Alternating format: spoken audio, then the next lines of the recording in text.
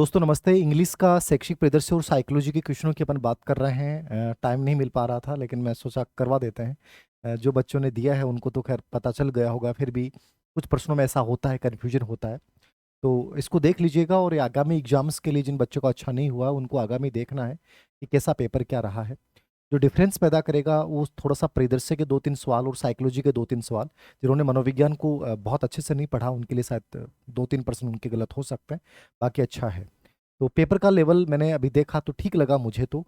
हो सकता है उस दिन मेरिट की जो मैंने 3-4 एक्सपर्ट से बात की थोड़ा बहुत ऊपर नीचे हो सकता है, बट इंग्लिश में पोस्टों के अकॉर्डिंग ये मान के चलें अपन कि जो भी बच्चा 90+ है और बीसी और जनरल में, वो निश्चित रूप से सिलेक्शन के दायरे में आएगा। हो सकता है कुछ और जनरल में अपन 95+ मान सकते हैं कि 95 से कम चांस कम लग रहे हैं, बट देखिए ग्रेड सेकंड ग्रेड फर्स्ट का रिजल्ट आने के बाद क्या स्थितियां रहती हैं। बाकी एसटी एससी एमबीसी इनमें आप ये मान के चलिए कि 80 से 90 के मध्य भी यदि आप हैं इंग्लिश जैसे विषय में, और वीडो परित्यक्ता इनमें यदि आप हैं, तो निश्चित रूप से 50% प्लस यदि आपके नंबर आ रहे हैं तो आप सभी सिलेक्शन के दायरे में हैं। और वीडो में तो मेरे को लगता है 40% प्लस भी सिलेक्शन हो सकता है। तो उम्मीदें हमेशा जिंदा रखें और सच्चाई का सामना करना सीखें। घबराने की आवश्यकता नहीं है, कट ऑफ एक केवल अनुमान होता है और निश्चित रूप से वो जारी किया जाना चाहिए ताकि आप तैयार हो जाएं। आता है तो ठीक है, नहीं आता तो नहीं है, क्या फर्क पड़ता है इन चीज़ों से। आप अनावश्यक बोझ पाल लेते हो कि मेरे कम आ गए, उन्होंने ज़्यादा बता दिया। इन चीज़ों से बाहर निकलिए, सच्चाई को स्वीकार करिए। अपनी तैयारी से संतुष्ट नहीं है, पेपर से संतुष्ट नहीं है, तो 100% आपको बहुत बेहतर अगली तैयारी करनी चाहिए। मेरी पर्सनल आप लोगों को राय है। तो अनावश्यक रूप से समय गंवाए, अगली भर्ती के लिए तैयार हो जाना चाहिए, चाहे आप दायरे में आते हैं या नहीं आते हैं। क्योंकि रियल में बहुत सारे ऐसे बच्चे होते हैं जो गुप्त रूप से होते हैं और उनके रियल में नंबर कितने होते हैं पता नहीं चलता है।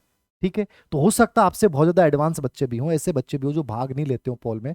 तो इन सब चीजों से परे हटकर आपको केवल और केवल अपनी तैयारी पे ध्यान देना चाहिए बजाय किसी चीजों पे। ठीक है, तो फटाफट मैं करवा रहा हूँ, इनको देख लीजिएगा।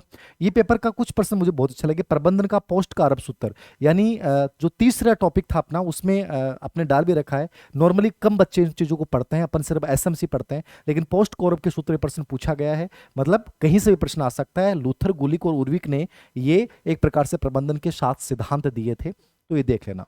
निश्चित रूप से आपने पढ़ा है पूरा उन्हीं को, तो निश्चित रूप से करके आए होंगे। 43 के बाद में इसमें दे रखा है 45 नंबर का प्रश्न। 45 नंबर का प्रश्न क्या है? शिक्षा का अधिकार अधिनियम 2009 के किस अध्याय में विद्यालय व शिक्षक की जिम्मेदारी का उल्लेख है? तो ये अध्याय चौथा है जो सबसे इंपॉर्टेंट है, याद रखना। और मैंने कहा भी है कि सबसे वृहद अध्याय और सबसे महत्वपूर्ण अध्याय भी यही माना जाता है। इसको जरूर पढ़ना चाहिए और अधिकतर प्रश्न यहीं से आता है। उसके बाद है 43 के बाद 46 है।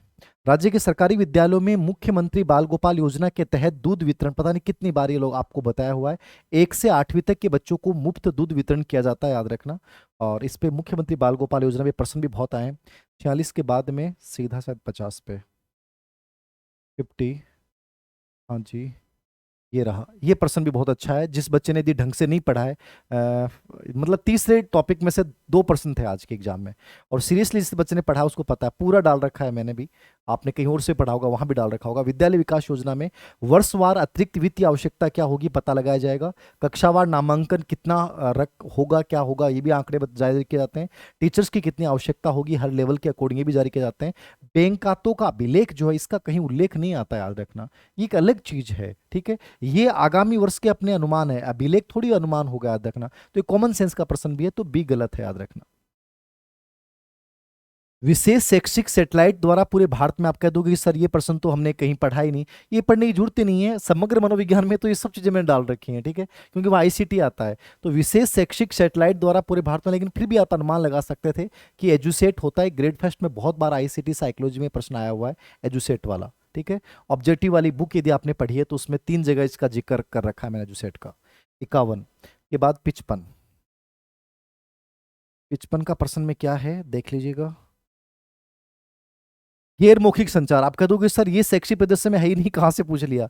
मतलब समग्र मनोविज्ञान यदि आपने पढ़ी है तो रियल में इसका फायदा मिलता है। मतलब उसमें ये चीजें मैंने कम्युनिकेशन में डाल रखे हैं। हम कम्युनिकेशन सीधा था नहीं, लेकिन फिर भी कम्युनिकेशन से परिदृश्य में प्रश्न पूछ लिया। तो गैर मौखिक संचार में तो भाषा का इस्तेमाल होता है। गैर मौखिक में अपन संकेतों से, इशारों से, मुख अभिनय के माध्यम से बात करते हैं। हाथों की हरकत, हाव भाव, आंखों से संपर्क, ये शब्द नहीं होता। शब्द मतलब मौखिक संचार में वर्बल में आ जाता है, तो ये नहीं होगा, याद रखना। उसके बाद 55 के बाद में है 60। यदि एक प्राथमिक विद्यालय में कुल 85 विद्यार्थी नामांकित हैं तो सरकार द्वारा उस विद्यालय में कितने अध्यापकों के पद जो हैं वो स्वीकृत होंगे, याद रखना।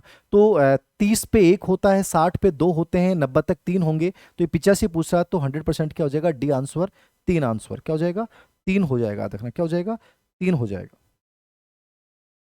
उसके बाद एक प्रश्न हो रहा है शायद, 8% थे शायद। आठवीं अधिनियम 2009 की धारा 27 के अनुसार शिक्षक को किस नियम शिक्षक को नियम 27 के तहत किस कार्य में नहीं लगाया जा सकता। धारा 27 क्या कहती है, गैर शैक्षणिक गतिविधियों में नहीं लगाया जाएगा। आपदा में लगा सकते हो, जैसे कि कोरोना काल में लगाया गया है, भूकंप आ गया लगा सकते हो, 10 वर्षीय जनगणना में लगा सकते हो, चुनाव कार्य में लगा सकते हो, प्लस पोलियो में पहले लगाया जाता था, आजकल प्लस पोलियो में बंद कर दिया। तो ये नॉर्मल से प्रश्न थे, इनमें दो प्रश्न मुझे बहुत अच्छे लगे, जो बच्चे के सही हैं वो निश्चित रूप से बहुत अच्छे लेगा, ठीक है ना। ऑपरेशन खुशी क्या है, तो ये लापता बच्चों को परिवार से मिलाने से संबंधित है, याद रखना, देख लेना। उसके बाद अपन चलते हैं साइकोलॉजी के ऊपर। साइकोलॉजी के कुछ प्रश्न मुझे बहुत अच्छा लगे। मनोविज्ञान, जिस बच्चे ने सीरियसली इस बार मनोविज्ञान अच्छी पढ़ी है, मतलब उस बच्चे को फायदा हुआ है। मनोविज्ञान जिसने पढ़ी है, और मैं तो ये कहता हूँ कि मनोविज्ञान का फायदा मिला है इस बार बच्चों को, जिन्होंने सीरियसली मनोविज्ञान को पढ़ा है। बाकी का तो क्या ही बताएं अपन, यहाँ से शुरू है। बहुत बार ये प्रश्न 360 डिग्री में भी करवाए हैं, वैसे भी किताब में डायरेक्ट दे रखे हैं। अभिकर्मित अधिगम प्रोग्रामिंग लर्निंग कौन सा अधिगम सिद्धांत आधारित है, तो बीएफ स्किनर का क्रिया प्रस्तुत अनुबंधन सिद्धांत प्रोग्रामिंग लर्निंग रेखीय और साखी अनुदेशन की बात करता है, याद रखना, बहुत बार ये बताया हुआ है। तो मेरे अकॉर्डिंग शायद ही कोई बच्चा गलत हो, और गलत है तो इसका मतलब उसको बहुत इंप्रूव करने की जरूरत है। बुद्धि का पास मॉडल कई बार बताया हुआ है 360 डिग्री में भी, वैसे बुक में तो अच्छे से जिक्र कर रखा है ब्रैकेट में बना के। पास मॉडल क्या है, प्लानिंग, अटेंशन, सक्सेसिव, सिमुल्टेनियस, ठीक है। तो ये जेपी दास मुख्य थे, किरवी और जैक नागलेसिस के सहयोगी थे। तो डी हो, सी ऑप्शन हो जाएगा, ए सभी। अच्छा प्रश्न है, बुद्धि में बहुत प्रश्न पूछे हैं। वातावरण में समस्त बाह्य तत्व आ जाते हैं जिन्होंने बालक को जन्म से प्रभावित किया है। जिन बच्चों ने ऑफलाइन क्लास ली उन बच्चों को पता है, मैंने इसको नोट करवाया था कि इंपॉर्टेंट लगा रहा है ना। वुडवर्थ की परिभाषा वंशानुक्रम और वातावरण दोनों इंपॉर्टेंट बताई हुई है, क्लास वाले बच्चों को, कोर्स वाले बच्चों को पता है इस बात का। वुडवर्थ की परिभाषा है, किसकी, वुडवर्थ की, क्लास में लगाई हुई है, इंपॉर्टेंट क्या आएगा, मतलब अनुमान लग जाता है यदि अपन ईमानदारी से कोई चीज को पढ़ते हैं तो। आ, तत्परता का नियम, अभ्यास का नियम, ये किससे रिलेटेड है, ये प्रश्न तो मुझे बताते भी शर्म आता है कि ऐसा प्रश्न भी गलत कर सकते हैं क्या। इस बच्चे ने शास्त्रीय अनुबंधन कर रखा है, ठीक है, तो ये प्रयास त्रुटि हो जाएगा, थॉर्नडाइक। अब ऐसे प्रश्नों को बताओ, मुझे बताना पड़ता है। किसी समस्या के मूल और अलग अलग समाधानों के आने की क्षमता, ठीक है, मौलिक समाधान या अलग अलग हटकर समाधान आने की क्षमता कौन से बच्चे की विशेषता हो जाएगी, क्रिएटिव बच्चा। अनुमान लगाना है, इतना ही लगा लेते कि यार सृजनात्मक बालक पे लगातार प्रश्न आ रहा है, यही करना है, बाकी तो विशेषता हो ही नहीं सकती। एक शिक्षिका अपने विद्यार्थियों की विभिन्न अधिगम शैलियों को संतुष्ट करने के लिए विविधपूर्ण कार्यों का उपयोग करती है। ऑब्जेक्टिव वाली जो किताब है अपनी साइकोलॉजी की, उसमें as it is same language में इस प्रश्न को डाल रखा है, से प्रभावित है। तो वो किसके, गार्डनर के बहुबुद्धि सिद्धांत से। किससे प्रभावित है, गार्डनर के बहुबुद्धि सिद्धांत से, आराम से बताया हुआ है। एक एक चीज, एक भी प्रश्न गलत नहीं होना चाहिए, साइकोलॉजी में तो नहीं होना चाहिए। बेलक ने, जो बच्चे ने पढ़ा है, बेलक का व्यक्तित्व मापन के लिए सीएटी परीक्षण की आयु वर्ग क्या है। 2011 में 3 से 11 वर्ष मान लिया गया था, बट मूल मैंने बताया था कि 3 से 10 वर्ष ही करना है। कितना करना है, 3 से 10 वर्ष। CAT test, child appreciation test, 3 से 10 वर्ष। हार्वर्ड गार्डनर के बहुबुद्धि सिद्धांत के अनुसार निम्नलिखित विशेषताओं में से युक्त एक व्यक्ति की बुद्धि को किस प्रकार से वर्गीकृत करेंगे। हार्वर्ड गार्डनर का बहुबुद्धि सिद्धांत पूछ रहा है, 9 बुद्धि के प्रकार है।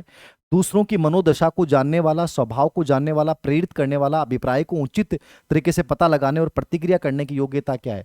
दो प्रकारों पे बहुत बार कंफ्यूजन होता है, इंट्रापर्सनल और इंटरपर्सनल। इंट्रा में हमेशा याद रखो स्वयं का होता है, जो स्वयं को जान लेता है, योगी साधु संत। और जो दूसरों को जानता है वो हमेशा क्या होता है, याद रखना, वो अंतर व्यक्तिक होता है। ये आएगा अंतर व्यक्तिक, इसको हमेशा याद रखना। ये रा लगता ही इंट्रा हो जाता है। इंट्रा मतलब कि स्वयं को जानना, आप उल्टा याद रखो, अंतरा मतलब बहुवचन की फीलिंग आ रही है जबकि एक वचन है। और अंतर लगते ही रे, जिस अंतर व्यक्तिक है उसमें क्या होता है, इंटरपर्सनल में दूसरों की भावनाओं को जानता है। जैसे आप मुझे इंटरपर्सनल कहोगे, मैं तुम्हारे भावनाओं विचारों को समझ जाता हूं। तो ये प्रश्न बहुत बार आता है, इसको अच्छे से कवर किया करो इस प्रश्न को। एकल प्रयास, बहुत अच्छे से बताया हुआ है। और मैंने व्यवहारवादियों का जब डिफरेंस समझाया है, उसमें क्लियरली समझाया है, किताब में तो जिक्र है ही, बाकी भी समझाया हुआ है कि व्यवहारवादियों के दो गुट हैं, एक पूर्ण बलनवादी और एक अपूर्ण बलनवादी। एडविन गुथ्री अपूर्ण बलनवादी है और उसका डिफरेंस क्या है? बाकी व्यवहारवादी कहते हैं कि सीखना अनेक प्रयासों का परिणाम होता है, लेकिन किताब में जिक्र भी किया और मैंने कई बार ये 360 डिग्री में भी चर्चा की है। एडविन गुथ्री कहता है कि सीखना हमेशा एक सिंगल प्रयास का होता है, कि बिल्ली एक ही प्रयास में पिंजरे को तो दबाना, मतलब लीवर को दबाना सीख जाती है। ये एडविन गुथ्री का प्रयोग करके मैंने बताया था, याद रखना। तो सिंगल प्रयास में सीखने की बात एडविन गुथ्री करता है। अच्छा प्रश्न है। नॉर्मली एडविन गुथ्री को आप पढ़ते नहीं हो, बट एडविन गुथ्री प्रश्न आ गया। कौन सा द्वितीय प्रबलक नहीं है? बहुत बार आ रहा है आजकल, पूर्ण बलक के ऊपर बहुत प्रश्न आ रहे हैं। तो सेकेंडरी प्रबलक किसको बोलते हैं? जो बाहरी रूप से प्रदान किया जाता है, याद रखना। जो अपने अंदर आंतरिक आवश्यकताओं की पूर्ति करेगा, वो जन्मजात प्रेरक है। तो जन्मजात प्रेरक तो कौन होते हैं? भूख, प्यास, काम, नींद, मलमूत्र, त्याग। बाहरी कौन से होते हैं? जैसे ग्रेड आपको दे दी, आपको पैसा मिल रहा है, आपकी प्रशंसा की जा रही है, सब बाहरी हैं। लेकिन भोजन क्या होता है? आंतरिक होता है। इसलिए इसमें सी नहीं है, बाकी सब है। एक प्रश्न और होना चाहिए मेरे अकॉर्डिंग, है तो नहीं हो गए। तो ये आपके 10 प्रश्न थे साइकोलॉजी के, इनको देख लीजिएगा। प्रियदर्शी के प्रश्न देख लीजिएगा। मेरे अकॉर्डिंग नॉर्मल था, वैसे तो शायद आप लोगों ने मिला लिए होंगे, बट फिर भी मेरे को लगा कि मुझे एक बार चर्चा कर लेनी चाहिए, तो मैंने चर्चा कर ली है। Thank you very much.